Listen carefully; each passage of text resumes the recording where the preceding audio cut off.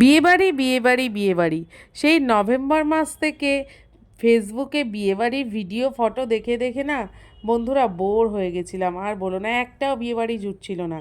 কিন্তু বছর শেষে একটা খুশির খবর এলো। সেটা, আমরা জেঠিয়া বাড়িতে একটা রিসেপশন পার্টি পেয়ে গেছিলাম। এটা আমাদের দোকানের কাস্টমারে মেয়ের বিয়ে। তো যাই হোক, নেমন্তন্নটা তো পেয়ে খুবই খুশি হয়ে গেলাম। আর এই বাড়িতে গিয়ে এইভাবে ডেকোরেশনে একটু ভিডিও করব না তা তো হয় না, সেটা তোমাদের সঙ্গে শেয়ার করে দিলাম। এরপর চলে এলাম একদম খাবার মেনু নিয়ে। এখানে দু ধরনের মেনুই ছিল, ভেজ ননভেজ দুটোই। তোমরা একটু মেনুগুলো পজ করে দেখে নিও। আসলে খাবার খেতে খেতে এতটাই মানে আপ্লুত হয়ে গেছিলাম যে লাস্টের দিকের মিষ্টির ভিডিও আমার কিছুই করা হয়নি। আর এটা ক্যাটারারটা ছিল চন্দননগরের নামকরা ক্যাটারিং। তো সেইখানকার মৃত্যুঞ্জয় বলে একটা দোকান আছে, মিষ্টির দোকান, অনেকেই হয়তো নাম শুনেছো, জানো। সেখানকার মিষ্টি ছিল, রাবড়ি ছিল, রসগোল্লা ছিল, গুড়ের সরপুরিয়া ছিল, যেগুলোর ভিডিও আমি একটাও করতে পারিনি। আগেই ভিডিও শুরু হওয়ার আগেই আমি তোমাদের জানিয়ে দিলাম।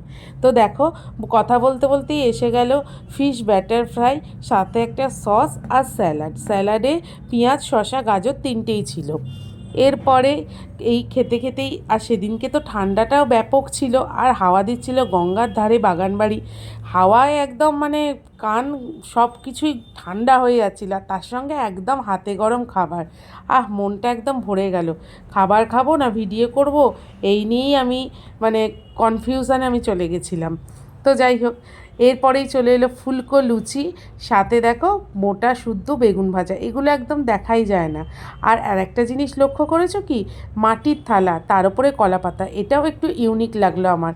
এখনকার বিয়েবাড়িতেই ছোলার ডাল, মোটা শুদ্ধ বেগুন ভাজা, ফুলকো লুচি এগুলো খুব একটা করে না। আর ছোলার ডালের সঙ্গে ছিল আবার ছোটো ছোটো পনির আর কড়াইশুঁটি।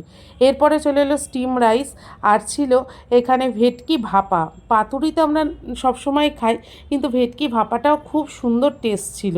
আর মাছ একদম কোয়া কোয়া হাতে ভেঙে চলে আসছিল, এতটাই সফট আর ফ্রেশ। আর এই দেখো বেগুন ভাজা আমি কিন্তু বাঁচিয়ে রেখে দিয়েছি একটা, কারণ ভাত দিয়ে খাবো। বেগুন ভাজা আমার সবসময় ফেভারিট। রন যেহেতু খায়নি, আমার পাতে তুলে দিয়েছে। এই রনের পাশে বসার এটার একটা সুবিধা। এরপরে চলে এলো পোলাও। পোলাওটার ভেতরে কাজু কিশমিশ কড়াইশুঁটি সবই ছিল, আর সাথে ছিল একদম মাটন কালা ভুনা। কি টেস্ট ছিল, একটা মানে সেই স্মোকি ফ্লেভার ছিল, আর মাটনটাও খুব সফট ছিল, যেটা একটু ভেঙে আমি টুক করে মুখে চালান করে দিলাম। তো একদম খাওয়া দাওয়া জমে গেল। টাটা বন্ধুরা।